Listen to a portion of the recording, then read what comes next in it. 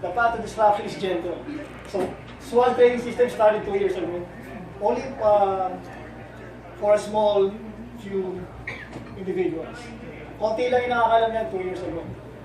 So, we're not doing live stream, we're doing Hangouts. Kasi hindi pa uso live stream ng araw. We're only doing Google Hangouts. So, Google Hangouts, maximum of 10 people lang yun, yung nakakalam ng SWOT. And then, it went on, it went viral, quietly. May mga gumagamit unti-unti sa mga broker houses, sa mga other traders, forex traders, commodity traders. So they're using the SWOT trading system. Dahan-dahan. Okay. So challenges. Why did we come up with the SWOT trading system? So what are our challenges? The market is confusing. Agree? Yes. Di ba? When you go to the social media, you hear a lot of things. You read a lot of things differently. Iba-iba ang naririnig niyo opinion. So it's confusing. Diba? You go to one group, iba sinasabi. You go to another group, iba sinasabi. Alright? What else? There's a need to be independent. Gusto niyo, you can trade by your own, by yourself, diba? With conviction. Yung hindi kayo umaasa sa ibang tao or umaasa sa ibang group, sa ibang guru. So gusto niyo yung sarili lang ninyo. You can make your own decision, you can make your own trades. So yun yung mga challenges when we try to come up with a SWOT trading system. Then, the need to be quick or ahead of the pack, you need an edge from the rest. And advantage siya sa trading pagka yung mas nauuna ka sa news, mas nauuna ka sa mga chismis, isa sa mga challenges yun na gusto mong ma-overcome. So then, the need to stay focused. Kung nasa social media, definitely you're distracted. Yung trading plan mo, whatever your trading plan is, nabasa mo yung sinasabi ng isang guru, nabasa mo yung sinasabi ng isang tao, you get easily distracted, right? Diba? So mabilis lang. The solution. Okay? So we came up with a solution to develop a trading system. So a trading system is not just a trading system na it's an app, it's not a subscription, hindi siya app. It's a trading system that you follow every day. It's a trading system that you do every day when you're trading. So hindi siya necessarily application or software or kung naman. So it's just a process or a methodology on how you do things while you're trading. So it's a system. Then the system has to be reliable. Meaning, meron kayong tiwala doon, at least 95%, tiwala kayo sa system na ginawa ninyo. Okay? So that's how the SWOT trading system came to life. And then, it has to be robust. Meaning matibay. I mean, it has to be resilient. Whether it's bear market or bull market, you can still use the system. No, hindi porket bear market, wala ka na magawa, nakanganga ka. Or during the bull market, hindi mo alam kung magbibenta ka. Right? Then, it has to be usable on any market. Hindi lang sa stocks, hindi lang sa commodities, hindi lang sa forex, but anywhere, kahit saan ka pumasok na market, magagamit mo yung system. So, ask any forex traders. Who mo yung forex traders? Wala pa? Okay. So, if there are any forex traders here, I think one of them are using the SWOT trading system.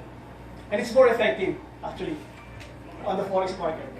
And then it should be usable on any securities. Kaya nga sinabi ko, dapat not only in stocks, not only in forex, dapat lahat ng tinitrade mo sa capital markets, applicable yung system. So this is how we came up with the SWOT trading system. Alright? So, meaning, pwede siyang gawin kahit saan. Not only in stocks. Okay, so the real work. Let's go to the real work. Okay, SWOT stands for simple, awesome, and great. Ganun lang kasimple yun. It's not really scientific or technical. Others are expecting, ano ba meaning na SWOT? Baka sobrang scientific yan, sobrang technical yan. Mabigat. So yun lang yan, simple, awesome, and great. Kasi talaga simple lang at sobrang daling intindihin. Alright? SWOT is a trend following technical indicator. Meaning, you're not trying to guess the market, you're not trying to beat the market. You're following a trend when you're using the SWOT trading system. Alright? It's a technical indicator. Using the moving average crossovers, as primary signals. These are the judge. And then using the money flow index and the parabolic stop and reverse as confirmatory signals. The jury. So parang court yan eh. Meron judge at meron jury. Okay? So meron, gano'n yun. So hindi pwedeng judge lang, hindi pwedeng jury lang. Kailangan may dalawang nag-judge sa inyo ano. Ay, may dalawang nagko-confirm ng decision ninyo. Alright? So dalawang important side ng swap trading system, the buying pattern and the selling pattern. So yan lang yung dalawa lang naman ang ginagawa ninyo sa stock market, di ba? Buying and selling and nothing else. Diba? Alright? So how do you make money in the stock market? Two things. How do you make money in the stock market? Buy lang siya. Dividend. Dividends. Cash dividends and capital Price gains. appreciation. Diba? So pag cash dividend, if you're trying to make money from the cash dividends, you don't really need a technical indicator. You don't, you just, with the company's fundamentals, how it performs, para alamin nyo kung nagbabayad ng dividends, or maganda yung bayad ng dividends, right? But if you're after the capital gains, you look for the price action. Okay? So this is where the buying pattern and the selling pattern will come into play. So bakit importante yung buying pattern? Pinag-usapan during the live sessions sa Solve the Market, we're always talking about the buying pattern. If a stock is still in the buying pattern. Okay, the buying pattern is a simple moving average with 20-day period over over exponential moving average with a 13-day period. Okay, mamaya papakita ko sa inyo yung abstract nito. Parabolic stop and reverse will be bearish. Money flow index below 20% oversold. This is the buying pattern. Okay? So if any one of you who are already familiar with the smart trading system, alam na niyo yung buying pattern, this is where we go in. Alright? Ay, okay. Balik ko.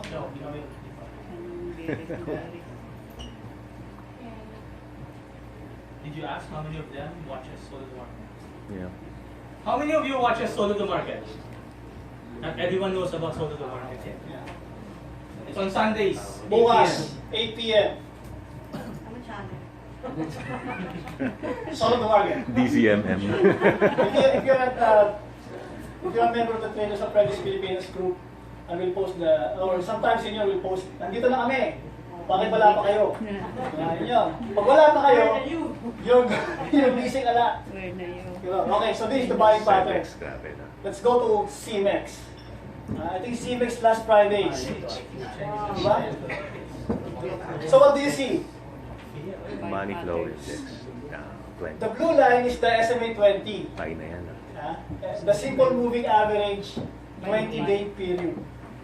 The red line is the exponential moving average 13-day period. Okay, sabi natin kanina, SMA over EMA 13 is a buying pattern with a parabolic stop and reverse on the bearish. Pag nasa ibabaw yan, bearish. Pag nasa ilalim, bullish. Okay? And the money flow index below 20% oversold. Umabot naman ng below, almost, di ba? 20%. So is it a buying pattern? Yes. Kasi last Friday, marami sumasalo niyan. Okay? Sana ako dun. Okay? Tignan natin observe natin lahat ng crossovers. Sabi natin lahat ng crossovers is this one. Nung nag-crossover yung SMA 20 over SMA 13, ano nangyari sa price niya? Umakyat. Diba? Dapat nasa taas. Yung baliktad, nung nag-crossover, bumaba. Okay? Tapos nag-crossover ulit, umakyat.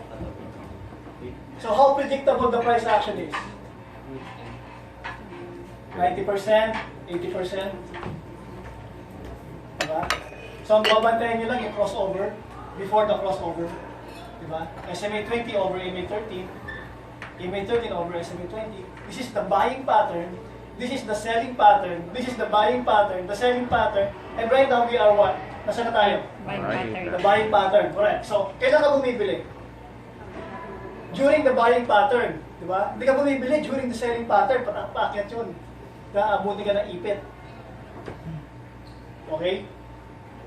So, as far as CHB is concerned, we should be buying where? 9.9. 9.8, 9.9, di ba? Or even lower, kasi baka sa Monday, bumaba pa yan. Kaya lang, baka sa Monday, mag-reverse na kasi alam na nila gagawin nyo. Di ba? CHP. That's the buying pattern. Madali ba? Madali intindihin? Madaling sabihin. Madali sabihin, mahirap bumili. Madaling tignan, mahirap bumili. Madaling tingnan. Yeah. So next is our Before mag-cross off. the selling pattern. Selling pattern is baliktad ng buying pattern. Dapat yung blue. Mag-cross pa ba? SMA 20, under. Under naman ngayon, EMA 13. Kanina yung red line, nasa ilalim. That's the buying pattern. Yung blue line nasa ibabaw. Ngayon naman, yung blue line nasa ilalim. Then parabolic stop and reverse is bullish. Yung green, yung mga green na bilog, nasa ilalim. Money flow index is 80% above overbought. So ganun lang kasimple yung selling pattern. Baliktad ng buying pattern. Ito yung tsura niyan. Actually, ayokong gamitin yung example ng Harbor Star kasi baka may hawak ng Harbor Star. Sige lang. Mga lahat ng Kasi pag Ibabash ka na. pag ginamit yung example ng Harbor Star, magtakbuhan lahat. Oh, Okay. sell naman. Pure Foods. This is the selling pattern. Kasi galing ka sa what? Buying pattern mo ito. So sino yung bumili rito? Nasa taas. Kasi ngayon, nalaman na niyo yung swag, hindi na kayo bibili rito. Ito na kayo mag-aabang. Lalim. Yung mga ganyan, yan, no? Every time na ganyan ang itsura, always, ayan, no? Pag nag-cross yan, the price always goes up. It's a self-fulfilling prophecy. Hindi mo na kailangan isipin. Isang tingin mo lang, alam mo na. Ano yung kano ka natin ilalagay? Parabolic stop and reverse. Bullish, di ba? Meron, nasa ilalim. Yan, sunod araw. This is the selling pattern. This is not the buying pattern. So kung galing ka rito, pag dito ka bumili, hindi ka na matutulog. Okay? Pag dito ka bumili, hindi ka na matutulog. You know why?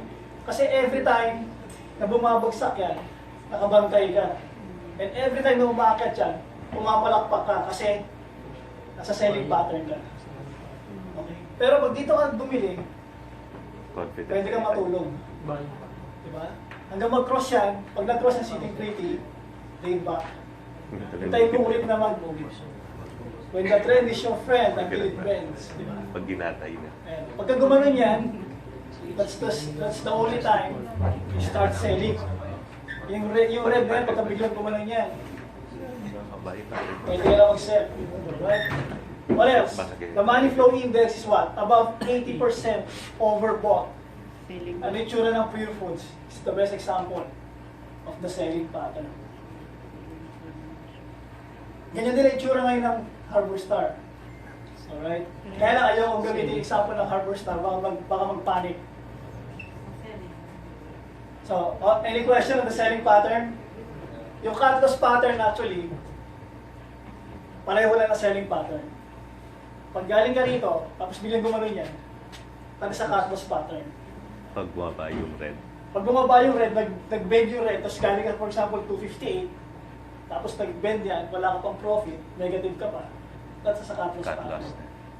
Pero kung galing ka rito, always, kasi sa soul of the market, yung cheat sheet natin is always in this pattern. Kung alam niyo, who's familiar with the cheat sheet? Konti na naman. Konti na yan. Anyway, marami kasi mga basher na tawag sa akin, cheater. Huwag kayong makinig sa cheater. Ang pumapasa lagi sa exam, mga cheater.